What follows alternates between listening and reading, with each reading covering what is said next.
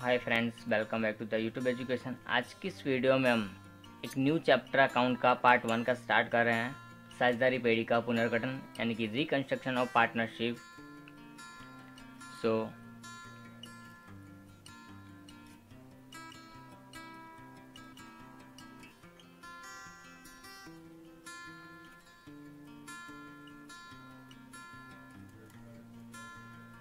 Reconstruction of partnership है, ये हमको किस तरह से करना है। तो सबसे पहले साझेदारी पेढ़ी का पुनर्गठन। तो पुनर्गठन अर्थात क्या? साझेदारी तो हमने पढ़ लिया, साझेदारी की व्याख्या हमने देख ली, साझेदारी का अर्थ देख लिया, साझेदार का अर्थ देख लिया, साझेदार किसे कहते हैं।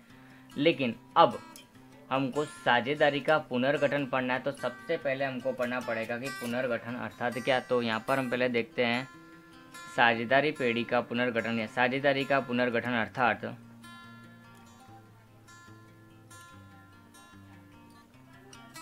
साझेदारी पेढ़ी का पुनर्गठन अर्थात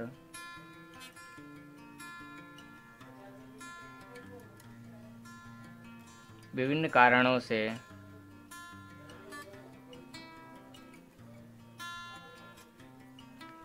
साझेदारी में होने वाले परिवर्तन।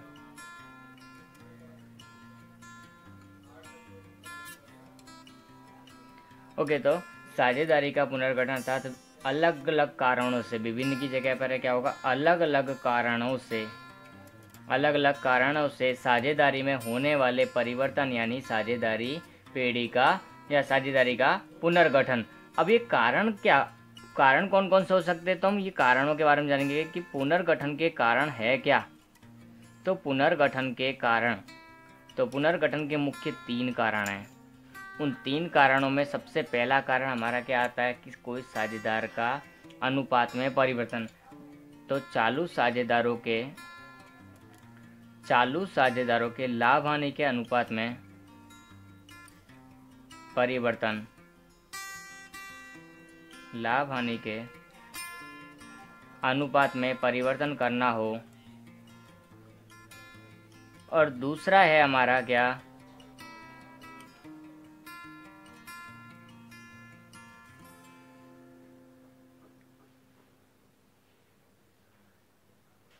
साझेदारी पेढ़ी में नए साझेदार का प्रवेश, admission of a new partner in the partnership firm. और तीसरा मुख्य कारण है इसका, चालू पेढ़ी में से चालू साझेदार की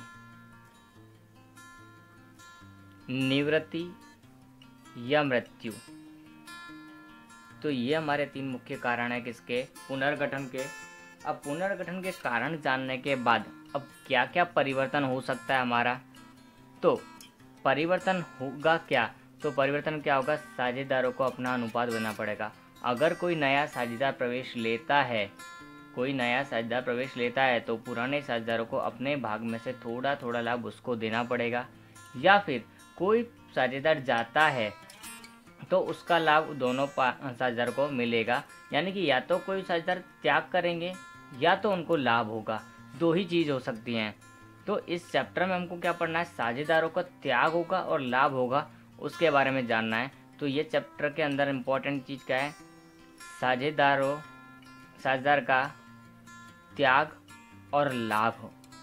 अगर अब त्याग किसे कहते हैं,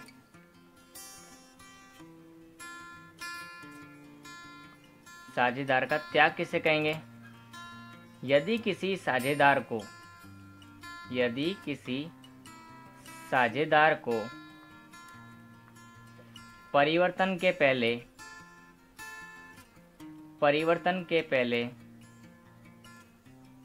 मिलते लाभ से कम लाभ मिले, परिवर्तन के पहले जितना लाभ मिलता था उस लाभ से कम लाभ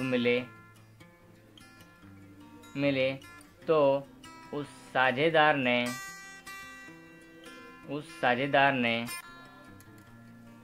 त्याग किया है, ऐसा कहेंगे।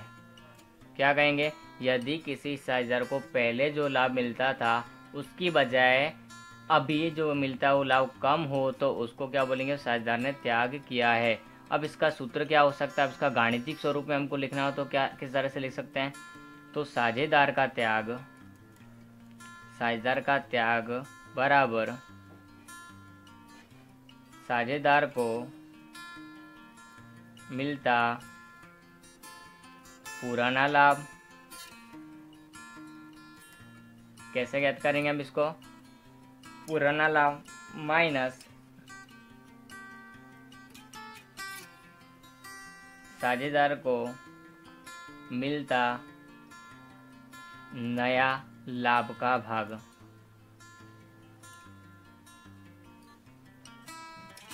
तो इस तरह से हम इसका गणितीय शॉर्टकट में हम बात करें तो पुराना माइनस नया मतलब त्याग।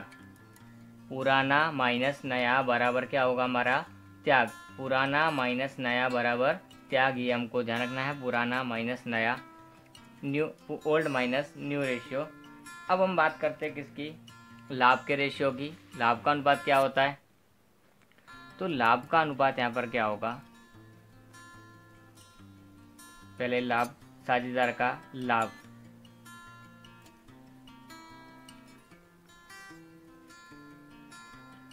यदि किसी साझेदार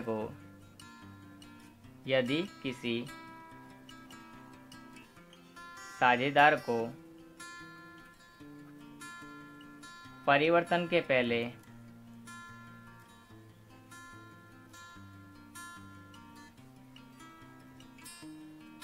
मिलते लाभ से अधिक लाभ मिले तो उस साझेदार को लाभ हुआ है,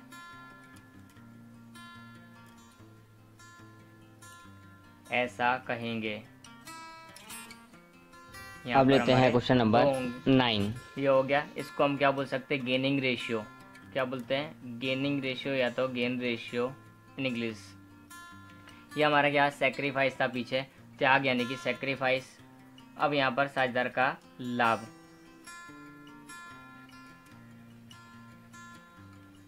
तो साझेदार को मिलता नया भाग माइनस साझेदार को मिलता पुराना लाभ का भाग। तो ये हमारा क्या हो जाएगा, साझेदार का लाभ का अनुपात हो जाएगा। तो ये हमको इस चैप्टर में स्टडी करना है, दोनों के बारे में सम्स करने, इसके हम प्रैक्टिकल सम्स भी करेंगे। और उसके बाद में आते हैं हमारे कुछ, जब भागीदारी में परिवर्तन होंगे तो कुछ चीज़ें होती हैं, अनुपात होते हैं, एकत्रित लाभ और एकत्रित हानियाँ होती हैं, उनका वितरण करना पड़ता है। तो उनका वितरण साझेदारों को पुनर्गठन के समय पेड़ी के एकत्रित लाभ हो या एकत्रित हानि हो, उसका वितरण, ये एमसीक्यू में भी पूछ सकते हैं, वितरण साझेदारों के पुराने अनुपात में किया जाता है। ये हमको माइंड में रखना है, कैसे किया जाता है, इन सब का वितरण पुराने अनुपात में किया जाता है। अब इनका एकत्रित लाभ कौन कौन से होते हैं वो भी हमें देख लेते हैं। तो एकत्रित लाभ और एकत्रित हानि, तो एकत्रित हानि में तो ज़्यादा नाम नहीं है, पर एकत्रित लाभ की हम बात करें तो एकत्रित लाभ में किस किस का समावेश होता है, तो लाभ हानि खाता, जमा बाकी,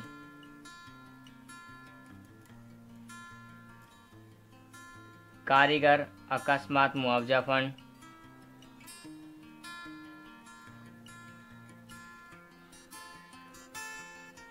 कारीगर अकस्मात मुआवजा फंड, विनियोग वृद्धि कमी खाता, ये हो सकता है। एकत्रित हानि में लाभ हानि खाता उसकी उधार बाकी होगी उसका अकेले का समावेश होगा। अगर इस तरह का कुछ दिया हो तो उसको लाभ हानि साझेदारों के अनुपात में बांटते हैं। ये जब जमा बाकी होती है, इसके लिए जब इनकी प्रविष्टि करेंगे तो इनको हम क्या करेंगे, उधार करेंगे। इनका खाता उधार होगा और साझेदार का पूंजी खाता जमा।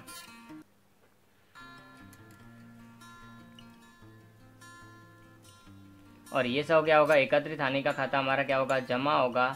तो सामने क्या होगा,